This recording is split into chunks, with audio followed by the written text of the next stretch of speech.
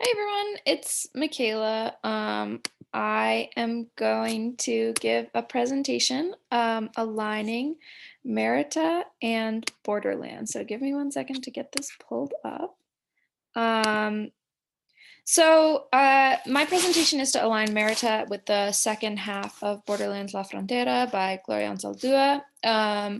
And so to do so, I wanted to start with one of the scenes that stuck out to me at the beginning of Merita.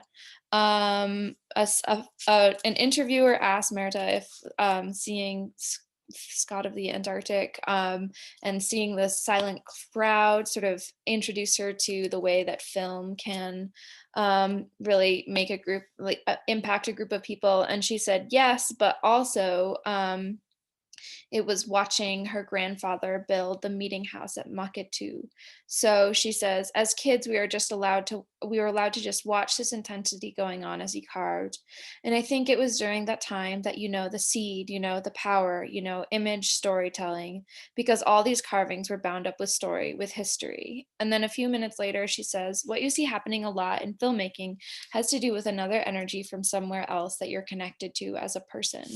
And both of these reminded me of some of Ansaldua's ideas, especially the moment in Borderlands when Ansaldua is describing how she like lays like with her eyes closed and watches stories come to life as scenes. As she is watching them, she is the film director, screenwriter, and camera operator. So what happens metaphorically in Borderlands is literally happening in Merita's filmmaking process. And so a few other quotes that kind of connect these two. Ansaldua says, I like to think of my stories as performances and not just as inert or dead objects, as the aesthetics of Western culture think of artworks. Instead, the work has an identity. It is a who or a what and contains the presences of persons, that is, incarnations of gods or ancestors or natural and cosmic powers. So here we can see a connection to this idea of being connected to energy or knowledge from somewhere else. Um, similarly, Ansaldua talks a lot about image here, um, and um, see I mean I'm really struck by these images and how Merita connects the images in the meeting house to the images she creates in film, and all of these together made me think a lot about how these two texts are connected in that they explore epistemologies, which is the study of like our ways of knowing about the world. And each of them raises interesting questions about who creates knowledge, what processes are considered legitimate for creating knowledge, and by whom, and then how is knowledge communicated. And if we think that knowledge is power, if we take that as like a basis of an analysis, we can start to think about how asking questions like this also ask questions of power. So if we ask who gets to create knowledge, we're also asking how is that a function of power, right? And how, if we expand who gets to create knowledge, if we expand the processes considered legitimate for creation of knowledge or the legitimate ways of communicating knowledge, we also expand who has access to power, or we can sort of, I guess, resist the foundations upon which power is constructed. So if we look at, I found this graphic for different ways of knowing about the world.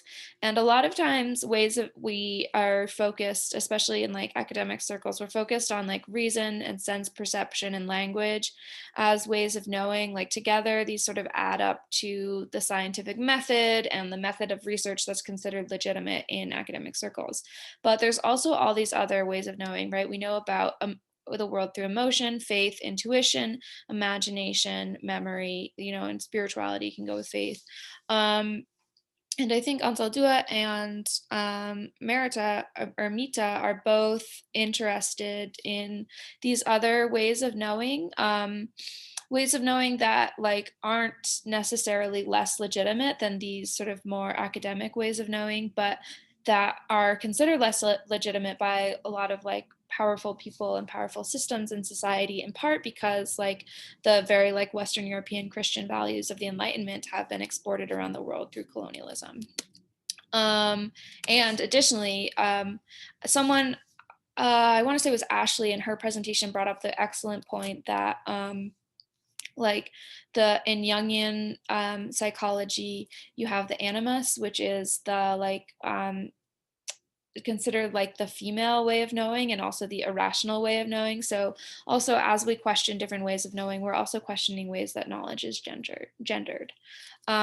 So both authors or both, composers, I think were very interested in the ways that lived experience can be brought in as a type of knowledge. So you see Anzaldua doing that a lot. Both in the prose sections of the book, she talks about her own experiences with language, for example, or her family's experiences on the land.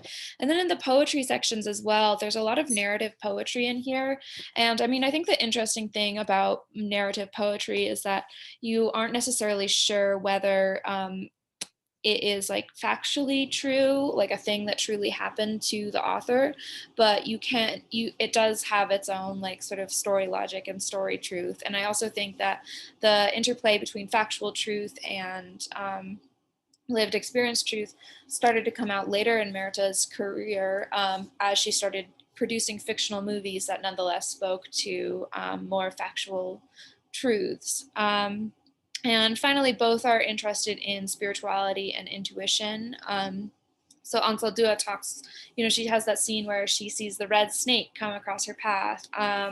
And similarly, there's this one scene early on in the film, which is in the background of this slide, where Merata, saw like a wind coming through the house as a portent of death and stuck it right in a film. So she's sort of legitimizing these ways of knowing.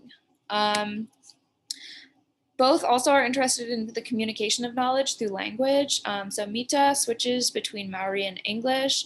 Anzaldua uses this whole list of languages. It's worth noting that Anzaldua has like a very particular construction of like Latinidad or like mestizaje, like in that none of these are indigenous languages. But anyways, that's for a later time. And the effect of their use of language is one of these effects is that it can create an in-group and out-group. So it can make some members of the audience really seen to see their language practices reflected in the language practices of a book. And it can also sort of destabilize the idea that us like writing in standard English or speaking only in standard English and translating for an English only audience is like the way things necessarily must be done. And similarly, it can make like an English only audience, like I don't speak very much Spanish, I didn't know any Maori, aware of their gaps in their knowledge, which can help destabilize who's considered the most knowledgeable about the world and why. And in that sense, sort of like draw into question some of the ways that power is constructed. And finally, it can just add more accuracy, right? Like I think part of the reason that Amita didn't translate all of the Maori words was because that they refer to really specific concepts that don't necessarily have an English translation. And you also see that in the second half of Borderlands when Anzaldua takes whole poems and doesn't translate them or only translates really specific parts. And in Athena's presentation, I believe, she played a clip where Anzaldua talks about how she just didn't want to translate because she thought she couldn't get the poem to work in English. And finally, both composers drawn to question who gets to create knowledge. And I think this is one of the most important aspects of their work. They are really talking about positionality and our positionality as creators. And I think we as biographers or autobiographers have a lot to learn from the way that they take their positionality really seriously. So Anzaldua is all about how the mestiza is sort of like the ideal creator of knowledge because she exists between multiple cultures. Mita, in the section where she's talking about the documentary she made in which the people were evicted from the land they were occupying, she says that she was called in to document the eviction because the people who were occupying the land felt it was important that for once the story should be told as it was felt by Maori people. Um, and so, first of all, I think that both of them have like a really like laser focus on who is the storyteller, because in film and sometimes even in writing, the storyteller can be effaced in a way that I think constructs like an objective storyteller, like the idea that any person could go to the eviction and with a camera and tell the story. I think Mita is drawing into question, and similarly, Anzaldua is drawing into question the idea that anyone can just like talk about lived experience of the borderland. And so I think they're both focused on the way that storytelling is political. And I think they also are both interested in the way that becoming aware of one's lived experience and one's positionality as a storyteller opens at the door for solidarity among people who are telling stories from different but similar positions. So this comes up in the Merata film with the Abenaki woman Alanis, who's talking about how they met one another and it was like they knew each other immediately. And I think similarly, Ansaldua has some sections where she talks about like coming from a place of being La Mestiza as a place to come for solidarity.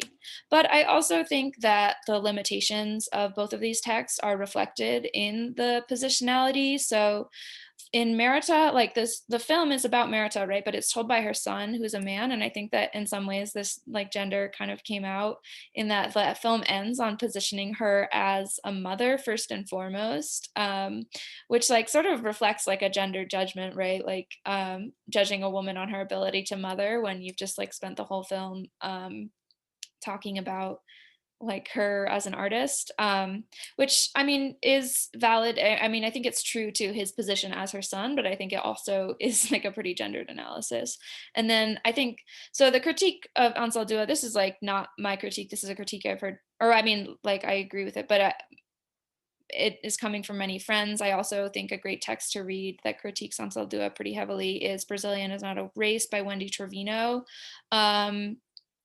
Is that positioning La Mestiza as the idealized racial subject, it erases Afro Latinxes, right? So like she like draws on Jose Vasconcelos' La Raza Cosmica, and like he was all about like erasing Black Mexicans, and like even like the story of La Malinche is like there were Black people in the Americas then, and they're sort of left out of that story. And the other critique I've heard of Gloria Anzaldúa is that she appropriates Indigenous spirituality without really entering into solidarity with present day Indigenous people. Like she positions Indigenous people as people of the past. So in both cases, I think that there are like the authors have raised really important questions about positionality, but also perhaps have some limitations in the ways that they present it. So thank you so much for watching my presentation. Have a great rest of your semester.